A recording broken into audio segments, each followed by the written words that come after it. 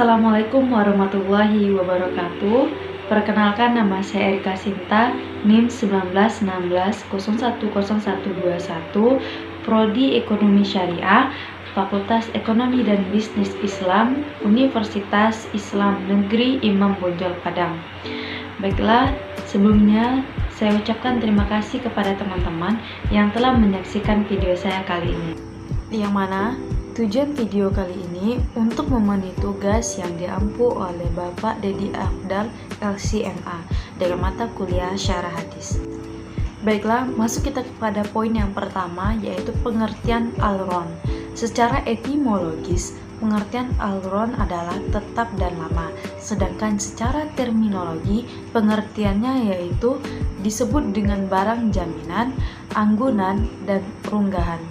Sedangkan menurut istilah syara, yang dimaksud dengan ron adalah menjadikan suatu barang yang mempunyai nilai harta dalam pandangan syara sebagai jaminan utang yang memungkinkan untuk mengambil seluruh atau sebagian utang dari barang tersebut.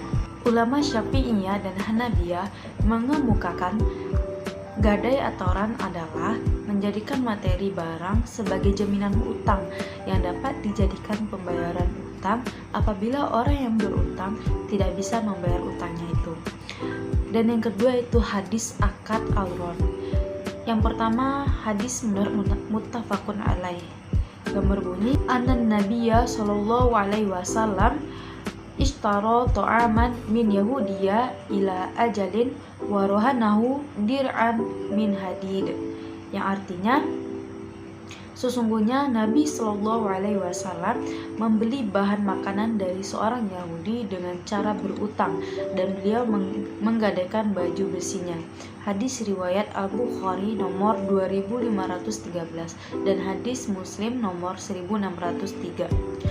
Dan hadis yang kedua yaitu an Anas radhiyallahu anhu annahu masya ilan nabiyyi sallallahu alaihi wasallam bi khubzi sya'irin wa ihalatin sanikhatin wa laqad rohan dir'an lahu 'inda yahudiyya bil madinati wa akhadha minhu sya'iran li ahli, yang artinya Anas ibnu Malik suatu saat mendatangi Rasulullah dengan membawa roti gandum, dan sungguh Rasulullah SAW telah menangguhkan baju besi kepada orang Yahudi dan Madinah ketika beliau mengambil gandum dari orang Yahudi tersebut untuk keluarga Nabi. Menurut kesepakatan pakar fikih, peristiwa Rasulullah SAW menggadaikan baju besinya itu adalah kasus ar-ron pertama dalam Islam dan dilakukan sendiri oleh Rasulullah SAW. Berdasarkan hadis-hadis di atas, para ulama fikih sepakat mengatakan bahwa akad al-ron itu dibolehkan karena banyak kemaslahatan yang terkandung di dalamnya dalam rangka hubungan antar sesama manusia. Dan yang ketiga yaitu rukun dan syarat al-ron. Yang pertama itu rukun al-ron, yang mana terdapat dalam rukun al-ron yaitu ada rohin. Yang dimaksud dengan rohin yaitu orang yang memberikan gadai. Dan ada juga murtahin. Yang dimaksud dengan murtahin yaitu orang yang menerima gadai. Ada juga marhun.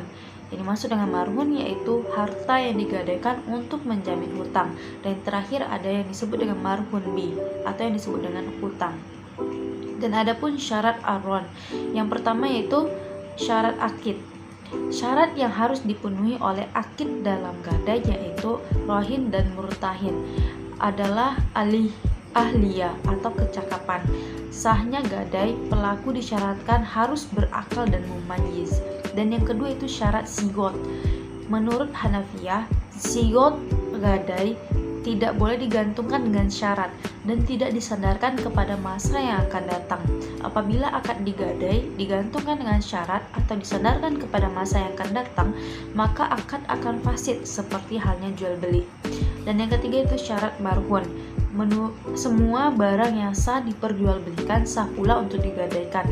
Dan yang keempat itu syarat marhun bih.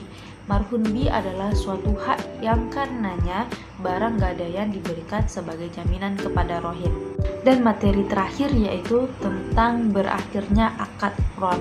Menurut ketentuan syariat, berakhirnya akad ron apabila masa yang telah diperjanjikan untuk membayar utang telah terlewati, maka si berhutang tidak punya kemauan untuk mengembalikan pinjaman tersebut, hendaklah ia memberikan izin kepada pemegang gadai untuk menjual barang gadaiannya.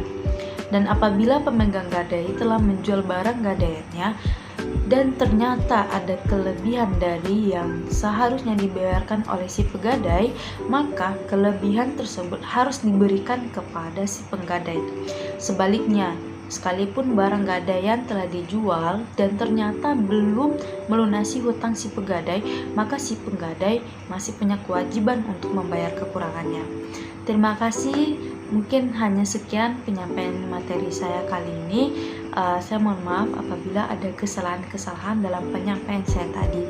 Jangan lupa untuk tekan tombol like dan subscribe. Terima kasih. Assalamualaikum warahmatullahi wabarakatuh.